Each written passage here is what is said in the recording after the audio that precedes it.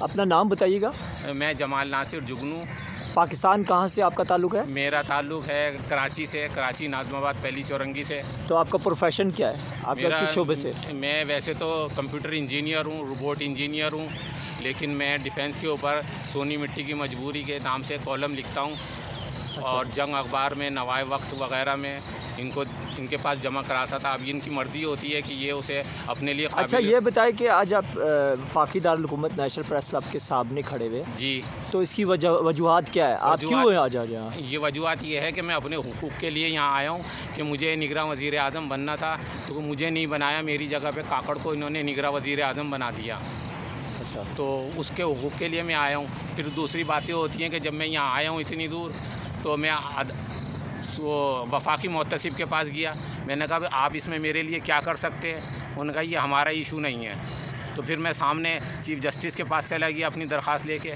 تو انہوں نے کہہ دیا کہ بس انہوں نے ٹرخا دیا سیکورٹی گارڈ کے ذریعے کہ یہ درخواستیں اس طرح نہیں لی جاتی. میں نے کہا پچھلی دفعہ بھی میں نے ایک درخواست دی تھی، وہ تو شکایت کے ڈبے میں ڈال دی تھی رجسٹر کرا کے اور پڑھا کے انہوں نے دیکھ کے. آج کیا ہو گیا؟ تو بس وہ مونڈ کے مالک ہیں کہ اوپر زرداری بیٹھا ہوا ہے، ان کو اب جانا ہے، عزت سے ریٹائر ہونا ہے. یہ ہے. کیا مطالبات ہیں ابھی آپ کے؟ ابھی میرے مطالبات تو سب سے پہلے تو یہی ہے کہ ان کی گندم خریدی جائے، کیونکہ میں قوم کے لیے کام کرتا ہوں. اپنی تو میں نے پہلی دفعہ ہی سوال کیا ہے زندگی میں کہ نگراں وزیر اعظم جب قدرت لے کر آئی تھی میرا نام، تو پھر یہ شیطان پن کیوں کیا گیا؟ یہ میں نے تو نہیں کسی کو رشوت دی تھی یا پیسے دیے تھے یا سفارش کی تھی یا کسی کے بوٹ پالش کیے تھے. یہ قدرت میرا نام لے کے آئی تھی میری ملک کی خدمات کے بدلے میں. کیونکہ اگر قدیر خان کے مقابلے کے بعد میں ان کا مقابلہ نہیں کرتا، لیکن ان کے بعد اگر کسی نے ملک کی خدمت کی ہے تو وہ میں نے کی ہے.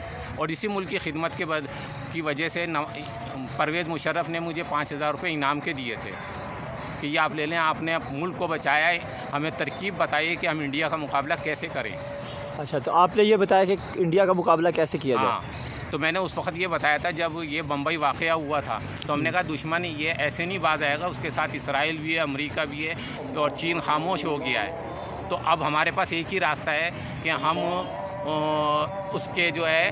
اس کے ملک میں گھس جائیں، اپنا ملک چھوڑ دیں اور اس کی جو میٹرو کے پل ہیں، یہ وہ چیزیں ہیں، ان کو توڑیں. صرف اسی میں وہ کمزور پڑ جائے گا. اس کے بعد ابھی آپ کا موجودہ حکومت کے ساتھ کیا مطالبہ ہے؟ اس کا مطالبہ میرا یہ آپ کا میرا مطالبہ کہ آپ کو انصاف کس چیز کا چاہیے؟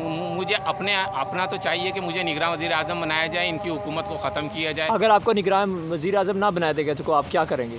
تو میں پھر بس کوشش کرتا رہوں گا، سوال کرتا رہوں گا، کیونکہ میں پتھر تو پھینک نہیں سکتا کسی کے سر پہ، کسی بے گناہ کو تو نہیں مار سکتا. اور میرا مطالبہ یہی ہوتا رہے گا کہ جو بےایمانی کر رہے ہیں گندم کے، اس میں یہ آف شور کمپنی بنائی ہے، اس میں انہوں نے گندم خریدی ہے، اس کے پیسے سے اب یہ سب حصہ لے کے اپنی پیٹیاں لگا کے انہوں نے اس میں مال جمع کیا ہے. اب یہ بیچیں گے اور اس کو گندم پیائیے بیچ کے ان کے ڈالر واپس ہوں گے، کیونکہ انہوں نے ڈالر سے منگائی ہے یوکرین سے. سر بہت شکریہ، آپ نے ٹائم دیا. آپ اپنا مکمل نام بتائیں اور بہت شکریہ، آپ نے وقت دیا. اذان کا وقت ہو رہا ہے.